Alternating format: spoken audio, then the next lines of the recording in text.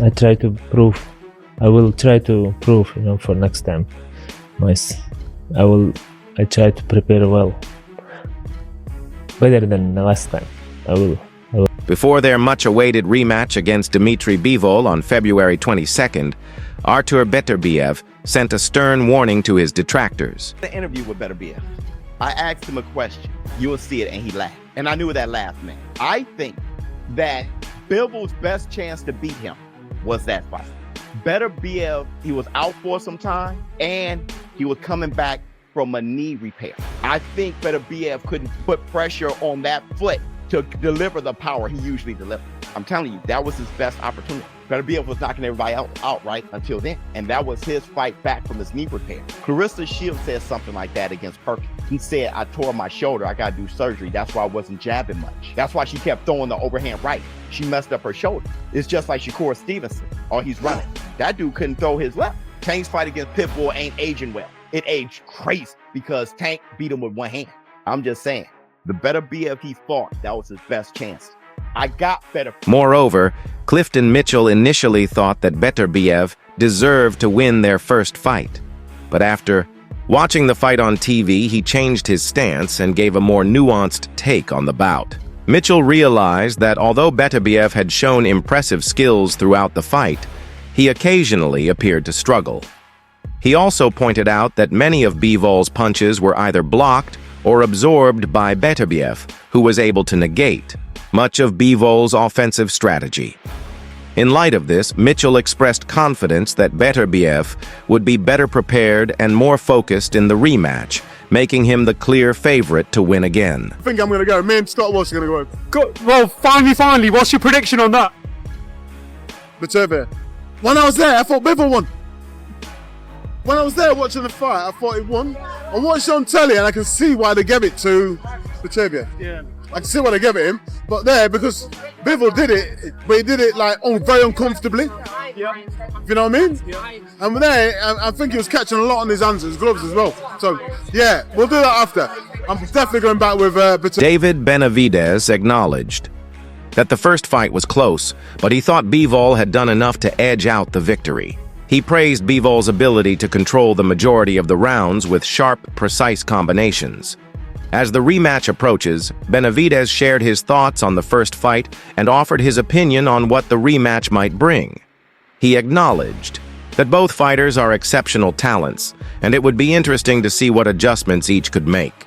Despite this uncertainty, he was confident that Bivol would still emerge victorious if the fight played out similarly to how they originally met. Yeah, Bivol won that fight, to be honest with you. It was a close fight. It could have went. Couldn't have went either way. I feel like Bivol won most of the rounds. He controlled most of the rounds, and his combination punching was better. Do you think he wins the rematch? I think he does. Yeah. Is it different, or do you think it's more? I mean, I don't know, because both those fighters are both high caliber fighters, so they can make adjustments.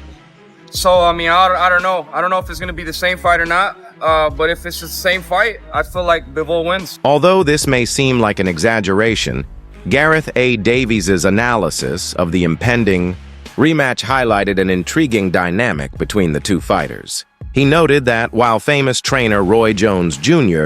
was supporting Beterbiev during his UK tour, Davies' personal favorite was Bivol, particularly in terms of speed and ring intelligence.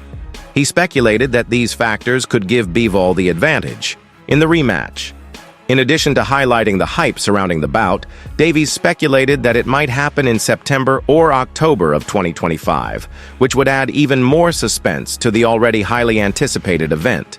Boxing fans would be thrilled to see another elite showdown. Even though Roy Jones Jr. is telling Artur Beterbiev on his tour of the UK at the moment, you've got to go in there and smash him this time. I think Bivol will be faster, smarter this time, and they'll end up going into round 25 in another 6 months' time, maybe in September, October 2020. Chris Algieri noted that the rematch might not be as intense as their first fight, but it would still be crucial for the light heavyweight division, the overall rankings, and the fighter's pound-for-pound status.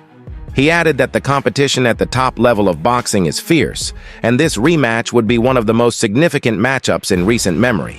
Algieri described the fight card as stacked from start to finish, making it a must-watch event with major implications for the future of the sport. This card top to bottom. You got the main event, which, listen, compared to the last fight, obviously we saw in the first fight, it's not going to be a gangbusters type fight. But it's a very important fight for the weight class, for the divisions, for the pound-for-pound rankings. So the level of that main event is humongous. No, I'm so appreciate that I have the chance, and I cannot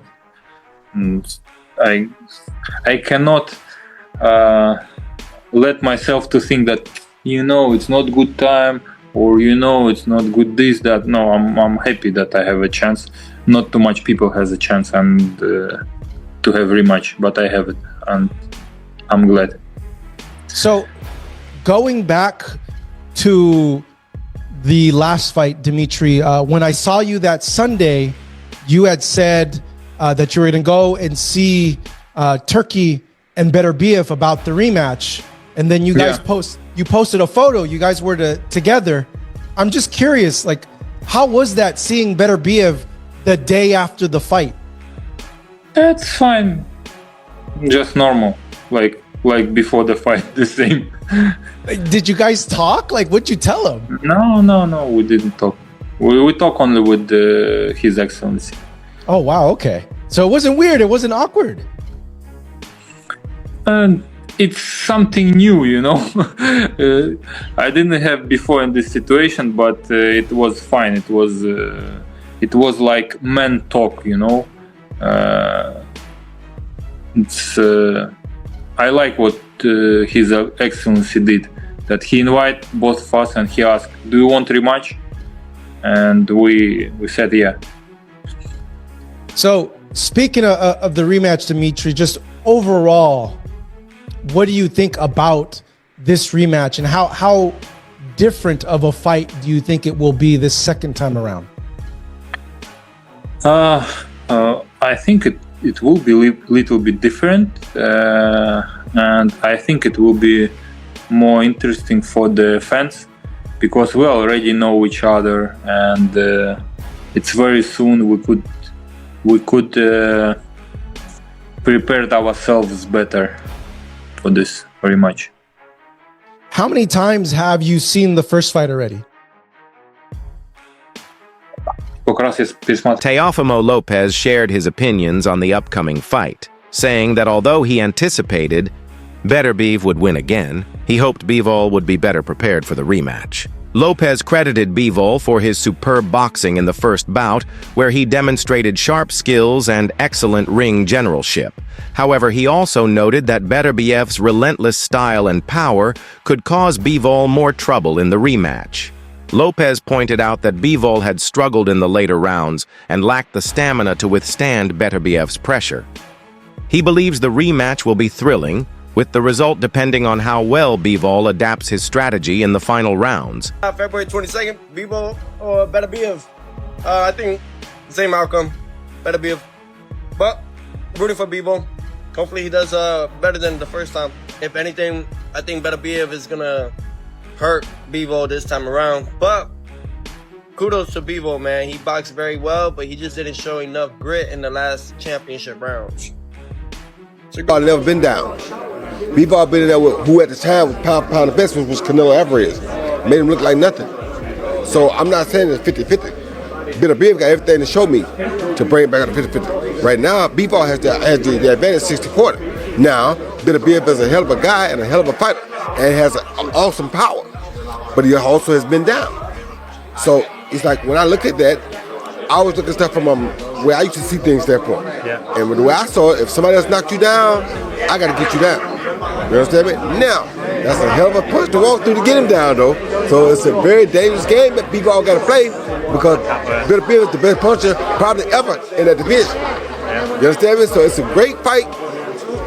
Carl Froch revealed that he had scored the first fight in favor of Bivol and expressed his excitement for the rematch, stating that true boxing fans would appreciate the nuances of their first encounter. This only increased his eagerness to see how the sequel would play out. Froch also gave Bivol some advice, urging him to stay composed and focused in the later rounds. He pointed out that in their first meeting, Beterbiev had finished strong in the final 3 rounds, whereas Bivol had faded.